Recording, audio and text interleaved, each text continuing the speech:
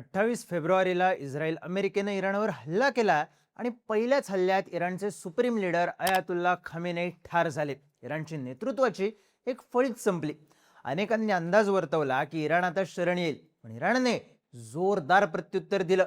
इराणने आधी अरब देशांमधल्या अमेरिकेच्या एअर बेसेसवरती हल्ले चढवले. त्यानंतर हार्मुजची सामुद्रधुनी बंद करत जगाच्या तेल पुरवठ्याची सिस्टीमच बिघडवून टाकली. मग अरब देशांमधले डिसॅलिनेशन प्लांट टार्गेट करत पाण्यावर घाव घातला. थोडक्यात काय तर माघार न घेता इराण आपले टार्गेट्स बदलत राहिला आहे आणि त्यांचं पुढचं टार्गेट आहे गुगल, अमेझॉन, एनव्हिडिया, मायक्रोसॉफ्ट अशा टेक जायंट कंपनीज. इराणच्या IRGC शी संलग्न असलेल्या तस्नीम न्यूज एजन्सीने एक लिस्ट पब्लिश केली आहे, ज्यात त्यांनी मोठ्या अमेरिकन टेक्नॉलॉजी कंपन्यांची नावं दिली आहेत आणि त्यांना लष्करी टार्गेट घोषित केलंय. पण इराण गुगल, अमेझॉन, एनव्हिडिया यांना टार्गेट का करतंय? इराणचा नेमका प्लॅन आहे काय आणि याचा परिणाम कसा होऊ शकतो पाहूयात या व्हिडिओमधून. नमस्कार, मी चिन्मय आणि तुम्ही पाहताय बोलबिडू. इराणने आत्ता या टेक कंपन्यांना इशारा दिला असला तरी 1 मार्चलाच इराणने UAE आणि बहारीन मधल्या अमेझॉनच्या डेटा सेंटरवर अटॅक केला होता. हे ड्रोन अटॅक्स इतके जोरदार होते की या अटॅक्समुळे एअरपोर्ट्सवरच्या चेक इन सिस्टीम बंद झाल्या, UAEचं शेअर मार्केट बंद झालं, ऑटोमेटेड आणि AI पॉवर्ड सिस्टीम्सनाही धक्का बसला. पण इराणने हा अटॅक करणं, गुगल, अमेझॉन, एनव्हिडियाच्या इन्फ्रास्ट्रक्चरला टार्गेट म्हणून घोषित करणं, यामागे नेमकी स्ट्रॅटेजी काय आहे तर हे समजून घेण्यासाठी आपल्याला इराणच्या हल्ल्यांचा पॅटर्न समजून घ्यावा लागतो. अमेरिका, इस्रायलने इराणवर हल्ला करताना त्यांचे लीडर्स टार्गेट केलेच, पण सोबतच त्यांनी इराणच्या अर्थव्यवस्थेवर सुद्धा हल्ला केला. कारण इराणमधल्या मोठ्या कंपन्या, बँक्स या हल्ल्यात टार्गेट ठरल्या. त्यानंतर प्रत्युत्तर देताना इराणने पहिला मोठा घाव घातला तो ग्लोबल ऑइल सप्लायवर. हॉर्मुजच्या सामुद्रधुनीतून एशियामध्ये मोठ्या प्रमाणावर क्रूड ऑइल येतं. जागतिक तेल वाहतुकीपैकी 20% वाहतूक ही हॉर्मुजच्या सामुद्रधुनीतून होते. अरब देशांचा क्रूड ऑइलचा सप्लाय इथूनच चालतो. पण इराणने हॉर्मुजची सामुद्रधुनीच बंद केली आणि क्रूड ऑइलचे भाव वाढायला लागले. कित्येक देशांमध्ये गॅसची टंचाई निर्माण झाली. इराणने पहिल्या प्रत्युत्तरातच जगाचं एनर्जी सेक्टर वेठीला धरलं. त्यानंतर इराणने दुसरं प्रत्युत्तर दिलं ते लॉजिस्टिक्सला हादरा देत. एका बाजूला इराणने आखाती देशांमधले अमेरिकेचे मिलिटरी बेसेस टार्गेट केले, पण दुसऱ्या बाजूला त्यांनी आखाती देशांमधली बंदरं सुद्धा टार्गेट केली. यात व्यापारी आणि नागरी वाहतूक होणारी बंदरं होती. या बंदरांवरती हल्ला झाल्यानंतर त्याचा इम्पॅक्ट आखाती देशांच्या अर्थव्यवस्थेवर सुद्धा झाला. तेवढ्यावरच न थांबता इराणने आखाती देशांमधल्या डिसॅलिनेशन प्लांट्सला टार्गेट केलं. पाण्याचं दुर्भिक्ष असल्यानं हे देश समुद्रातल्या पाण्यावर प्रक्रिया करून ते पाणी वापरतात, पण इराणने याच प्लांट्सला लक्ष केलं. याचा इम्पॅक्ट इतका होता की जर इराणने हे हल्ले थांबवले नाहीत तर रियाद सारखं महत्त्वाचं शहर आठवड्याभरात रिकामं करावं लागेल. इराणने आखाती देशांच्या अर्थव्यवस्थेला सातत्यानं हादरे दिले. जर इराणच्या बँका टार्गेट होत असतील तर इराण सुद्धा इस्रायल, आखाती देश यांची अर्थव्यवस्था खिळखिळी करेल, हा क्लिअर मेसेज होता. पण आता इराणने आपला मोर्चा अमेझॉन, गुगल, एनव्हिडिया, मायक्रोसॉफ्ट, इंटेल या अमेरिकन कंपन्यांकडे वळवलाय. पण टार्गेट करण्याचं कारण फक्त या कंपन्या अमेरिकन आहेत हेच आहे का तर नाही. इराणने आखाती देशांमधल्या या कंपन्यांच्या बिल्डिंग्स, वेअरहाऊसेस, डेटा सेंटर्स यांना टार्गेट लिस्टवर ठेवलंय. कारण इराणचं म्हणणं आहे या कंपन्या आता न्यूट्रल राहिलेल्या नाहीत, तर त्या इराणच्या विरुद्ध लष्करी कारवाया करण्यासाठी अमेरिका आणि इस्रायलची मदत करत आहेत.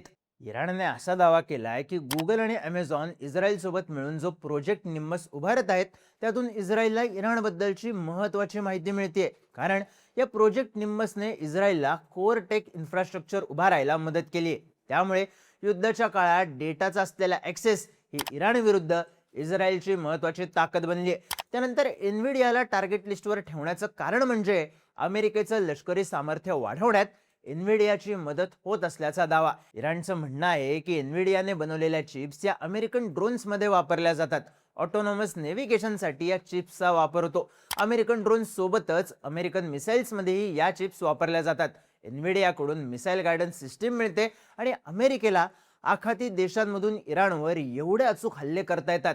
त्यामुळेच इराणने एनव्हिडियाला सुद्धा इशारा दिलाय. याच धर्तीवर IBM ला सुद्धा टार्गेट लिस्टवर ठेवण्यात आले. IBMने इस्रायली सैन्य आणि लष्करी अधिकाऱ्यांना ट्रेन केलंय. त्यांनी पॅलेस्टाईन मधले टार्गेट जनरेट करण्यासाठी इस्रायली सरकारला डेटा दिलाय असा इराणचा आक्षेप आहे. ओरॅकलचं नाव लिस्टमध्ये नसलं तरी काही बातम्यांनुसार ओरॅकलचं अमेरिकन एअरफोर्स सोबतचं मोठं डील आणि ओरॅकलच्या काही वरिष्ठ अधिकाऱ्यांनी अमेरिकन लोकांमध्ये इस्रायलबद्दल तयार केलेली सकारात्मक इमेज यामुळे इराणने ओरॅकलला टार्गेटवर घेतल्याची चर्चा आहे. ओरॅकल, IBM, गुगल यांची तेल अवीव, जेरुसलेम आणि अबुधाबी मधली 4 ऑफिसेस या लिस्टमध्ये आहेत. तर आपल्याकडे असलेला सगळा डेटा मायक्रोसॉफ्ट इस्रायल सरकारला देत असल्याचा दावा करत इराणने मायक्रोसॉफ्टचं नाव सुद्धा या लिस्टमध्ये घेतलंय. आता या सगळ्या कंपन्या अमेरिकन असल्या तरी इराणने टार्गेटवर धरला आहे त्या कंपन्यांच्या इस्रायल आणि आखाती देशांमधल्या बिल्डिंग्सना. आखाती देश खास करून UAEचं दुबई हे शहर बऱ्याच टेक कंपन्यांचं हब आहे.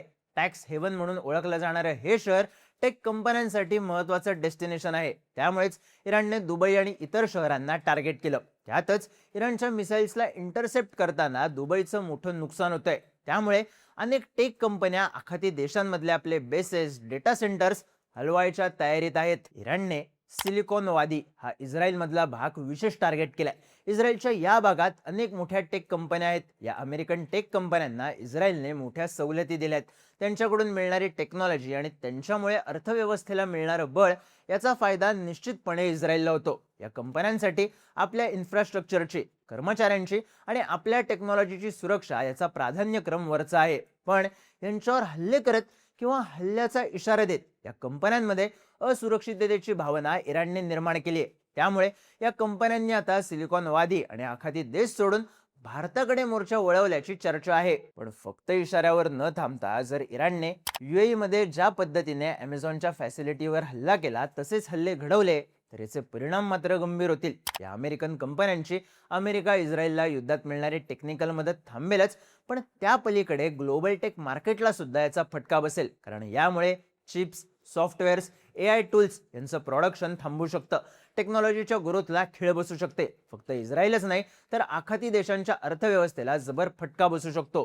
यातून अर्थातच टेक कंपन्या भारताकडे घेण्याची संधी भारताला मिळेल, पण या कंपन्यांना बसणारा सेटबॅक मोठा असल्यानं एकूणच टेक सेक्टरचं भवितव्य धोक्यात येईल. थोडक्यात काय तर देशांच्या सीमा, राजकीय फायदा एवढ्यावरच आता युद्ध मर्यादित राहिलेले नाहीत. आता डेटा सेंटर्स सुद्धा कळीचा मुद्दा बनले आहेत. जर इराणच्या बँकांना टार्गेट केलं जात असेल तर इराण टेक हब्सला टार्गेट करून उत्तर देईल. ही नवी स्ट्रॅटेजी युद्धाचं स्वरूप बदलणार आहे. त्यामुळेच इराणच्या टार्गेटवर गुगल, एनव्हिडिया, अमेझॉन असणं हा टेक कंपन्यांसाठी, त्यांच्या भविष्यासाठी आणि सगळ्या जगासाठी धोका ठरू शकतो. इराणने अमेरिकन टेक कंपन्यांना टार्गेट लिस्टवर घेण्याबद्दल तुम्हाला काय वाटतं? तुमची मतं आणि प्रतिक्रिया कमेंट करून नक्की सांगा. आणि माहितीपूर्ण व्हिडिओज पाहण्यासाठी बोलभिडूच्या YouTube चॅनलला सबस्क्राईब करायला विसरू नका.